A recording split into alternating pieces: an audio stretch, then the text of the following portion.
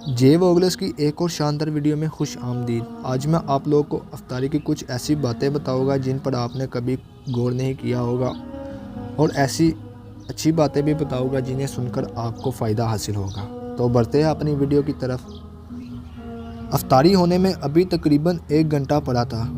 باجی ماما اور دادی کے ساتھ کچن میں مصروف تھی، جبکہ علی اور موسیٰ دادا ابو کے ساتھ ٹی وی لاؤنج میں بیٹھے افطاری کے وقت کا انتظار کر رہے تھے۔ اس وقت ٹی وی پر ہر طرف مختلف قسم کے پکوان بنانے کی ترکیب بتائی جا رہی تھی، جن میں سے کچھ بھی نیا نہیں تھا سوائے اشتہارات کے۔ علی کے دادا ابو کا ان اشتہارات کو دیکھ کر پارا چڑھنا شروع ہو گیا، اسی لیے انہوں نے ٹی وی بند کر دیا۔ ٹی وی بند ہوتے ہی دونوں بچوں کو بے چینی ہونا شروع ہو گئی۔ ان دونوں کی خواہش تھی کہ کارٹون والا کوئی مزیدار سا چینل ہی لگا دیا جائے، مگر دادا ابو سے ٹی وی کا ریموٹ حاصل کرنا بہت ہی مشکل کام تھا، اور ان کی موجودگی میں کارٹون والا چینل لگانا تو گویا ناممکن میں سے تھا۔ دادا ابو بھی جان چکے تھے کہ یہ دونوں بچے کیا چاہتے ہیں۔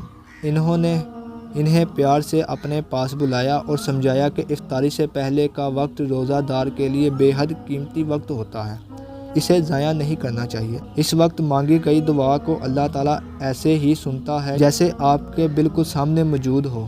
اللہ تعالیٰ اس وقت ایسی کسی دعا کو رد نہیں کرتا جو اس تک پہنچ چکی ہو۔ اس لیے افطاری سے قبل ٹی وی پر کارٹون دیکھنا یا اس طرح کے کسی اور کام میں وقت ضائع نہیں کرنا چاہیے۔ بہترین بات تو یہ ہے کہ عصر کی نماز پڑھنے کے بعد تسبیح کی جائے۔ اگر کوئی دنیاوی کام بھی ہو تو ساتھ ساتھ وہ بھی ضروری کرنا چاہیے۔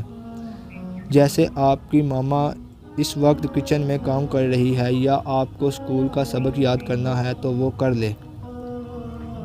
ترمذی شریف میں لکھا ہے کہ نبی صلی اللہ علیہ وآلہ وسلم نے فرمایا ہے کہ افطاری کے وقت روزہ دار جو بھی دعا مانگتا ہے اس کی دعا قبول ہوتی ہے، رد نہیں ہوتی۔ یوں بھی ہمیں روزہ کی حالت میں بڑے اہتمام کے ساتھ ہر برائی سے دور رہنے کی کوشش کرنی چاہیے، کیونکہ روزہ کا اصل مقصد ہی تو زندگی کو پاکیزہ بنانا ہے۔ نبی کریم صلی اللہ علیہ وآلہ وسلم کا ارشاد ہے کہ روزہ ڈال ہے، اور جب تم میں سے کوئی روزہ سے ہو تو اپنی زبان سے کوئی بری بات نہ نکالے اور نہ ہی شور شرابہ کرے، اور اگر کوئی اس سے گالی گلوچ کرنے لگے یا لڑائی پر آمادہ بھی ہو تو روزہ دار کو چاہیے کہ وہ اس کا جواب نہ دے۔ علی دادا جان کی باتیں غور سے سن رہا تھا، جبکہ موسیٰ کا دھیان ابھی ٹی وی کے ریموٹ کی طرف ہی تھا۔ اس نے دادا جان کی توجہ اس کی طرف دلاتے ہوئے کہا، دادا جان یہ تو ٹھیک ہے، مگر روزہ رکھنے سے کسی کی صحت کیسے بہتر ہو جاتی ہے؟ حالانکہ روزہ رکھنے سے تو ہمیں بھوک اور پیاس برداشت کرنا پڑتی ہے۔ بھوک اور پیاس کا ذکر سن کر موسیٰ پھر سے متوجہ ہو گیا۔ دادا جان کہنے لگے، بلا شبہ روزے صحت کے لیے بہت مفید ہوتے ہیں۔ ہر مذہب اور فرقے کے معالجین کا کہنا ہے کہ روزہ رکھنے سے صحت پر مثبت اثر مرتب ہوتے ہیں۔ رمضان المبارک کی آمد کے ساتھ ہی بیماریاں کم ہو جاتی ہیں۔ اس کا ثبوت ہسپتالوں کے وہ رجسٹر ہے جن میں مریضوں کا ریکارڈ رکھا جاتا ہے۔ روزہ ہائی بلڈ پریشر کے علاوہ نظام انہضام کو بھی ٹھیک کرتا ہے، بشرط یہ کہ سحری اور افطاری اس طرح کی جائے جس طرح کہ ہمارے گھر میں ہوتی ہے۔ آج کل ٹی وی چینل پر چلنے والے اشتہاروں میں سے متاثر ہو کر لوگ افطاری اور سحری کے اوقات میں ایسی غذائیں استعمال کرنے لگ جاتے ہیں کہ جس سے ایسا لگتا ہے کہ بیماری یا خرابی روزے رکھنے کی وجہ سے ہوتی ہے، حالانکہ وہ خرابی تو غلط چیز غلط وقت پر کھانے سے ہوتی ہے۔ روزہ تو کم یا نہ کھانے کا نام ہے، یعنی عام دنوں میں جتنا ہم کھاتے ہیں اس سے بھی کم کھانا چاہیے، مگر دیکھا گیا ہے کہ لوگ عام دنوں کے برابر نہیں بلکہ اس سے بھی زیادہ کھاتے ہیں۔ ہمارے گھر میں کچن کے اخراجات رمضان کے مہینے میں روٹین کی نسبت کم ہو جاتے ہیں، جبکہ اکثر گھروں میں یہ اخراجات 2 گنا سے بھی زیادہ ہو جاتے ہیں۔ رمضان المبارک میں کچن کے بجٹ میں جو کمی ہوتی ہے اس کا فائدہ آپ کے آس پاس رہنے والے غریب لوگوں کو پہنچنا چاہیے۔